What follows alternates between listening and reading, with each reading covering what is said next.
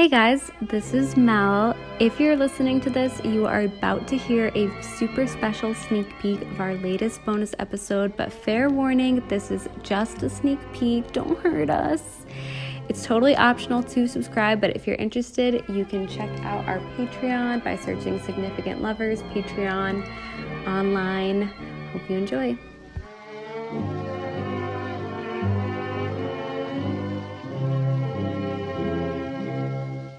Are you lonesome tonight? Do you miss me tonight? Are you sorry we drifted apart? Does your memory stray? Today we are talking about a couple who has been on my mind the past couple months because of a particular album, the West End Girl album by Lily Allen, about her husband, David Harbour of Stranger Things, and just the very detailed account of their very messy marriage that came to light since that album came out and why it's captivated us so much. Yes, I'm so excited. Woo. I know. I love that album too. I mean, you guys know that I was a huge Lily Allen fan, like back in middle school and then through high school. Mm-hmm. I grew up loving England for like The Secret Garden and stuff like that, but I feel like her album All Right Still was like my first adult or like modern day introduction to British culture, and I loved Lily Allen. But then after her She's Us album, I kind of stopped listening to her. I wasn't really a fan of, gosh, I don't even remember what that album's called. Okay, her fourth album was No Shame, and it just didn't really click with me. I think I only listened to it like once, maybe. I should probably go back and check it out. But after that, like when I heard that this album was coming out, I honestly wasn't even going to listen to it. I don't think I was like, I don't really like Lily Allen's new music, so I don't think I'm going to listen to it. But then on the ride back from visiting you, Mel, in New York, Shannon suggested we put it on, so I was like, okay. Yeah. And I played it. I was like, oh, this is actually really interesting. What the heck? She's like on a FaceTime call and what is she saying? Like, so I'm happy I gave it another chance. Yeah, I wasn't going to really listen to the album either. And then a friend of mine texted me like, oh, like listening to the new album, it's so over for David Harbour. And I was like, wait, what? Like, who is that? Because I'd only watched a little bit of Stranger Things and I didn't even know, I didn't know they were married. I don't know. I just like wasn't really like keeping up with her. They were on our list of couples to do, actually. Oh, really? Well, I just like didn't know. Them there. I didn't know his like name because I hadn't really watched Stranger Things yet. And then I was like, wait a minute, what? Hopper from Stranger Things? Like, I love him. So kind of always disappointing a little bit when you like do an episode on someone who you're just like kind of a fan of. And I know. Maybe they aren't the best, but this is a messy couple all around. So I'm excited to dive in. Me too. I knew they were together from the Architectural Digest, which you'll definitely get into. But I actually didn't even know that they were separated or divorced until this album came out. I wasn't really following anything with the news. Because, yeah, like Kelly said, like I loved Lily Allen back in the day because of Kelly. And I loved, well, I wouldn't say I love David Harbour, but I loved Stranger Things, and David Harbour was in Stranger Things, and I liked Hopper.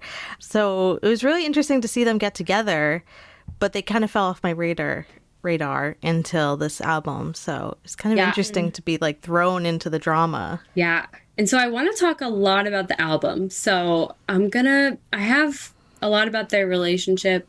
I'm going to maybe not cover everything. We'll see how much we can get to, but I want to be able to make sure that we have a lot of time to talk about the album, kind of song by song, maybe. So let's get into it. Well, before we begin, we should thank some of our new patrons. Thank you. Thank you to Muna, Lily, Kate, Kimberly, Sharon, Anne, Anna, Maddie, Sophie, Melanie, Emily, Anna, Maka, Celine, Fatma, KS, Ruby, Sarah, and Maria. Yeah. Thank you guys. Thank you. Wow. And welcome back, Muna. Not to be creepy, but I know I've seen you before, so. Yeah, I've definitely, not to be creepy, but I was like, oh, thank you. Welcome back. So happy to have you back. I understand. Sometimes, guys, I'm trying to save money this month myself. Maybe you gotta do that for a bit, but you're always welcome back when you're ready. Okay, so Mel, if you had to describe Lily and David in 3 words, made me kind of sad to say Lily because that was your dog's name. Yeah, Have you been I thinking about know. that? If you had to describe Lily Allen and David Harbour in 3 words, what would you say? I would say insecure, unstable, Okay. and destructive. Ooh. Oh, Wow, all 3 bad words. Kind of negative. Yeah. I think they both unfortunately embody those characters as individuals as well and then bring them to the table. Yikes. So I'm going to just kind of quickly talk about their backstories just to make sure that we have enough room to get to the album. I'm not going to go as in depth as we do with some other people. But David Harbour, he's an American actor. He's best known for playing Jim Hopper in Stranger Things, like we said. Before Stranger Things, he started in theater. He actually has a Tony Award for Who's Afraid of Virginia Woolf, and he was on Broadway in Rainmaker. And then before Stranger Things, like I said, he did kind of smaller roles. He was in Law and Order, and Pan Am, and then movies like Brokeback Mountain. He had a small role in. Yeah. Do you remember that?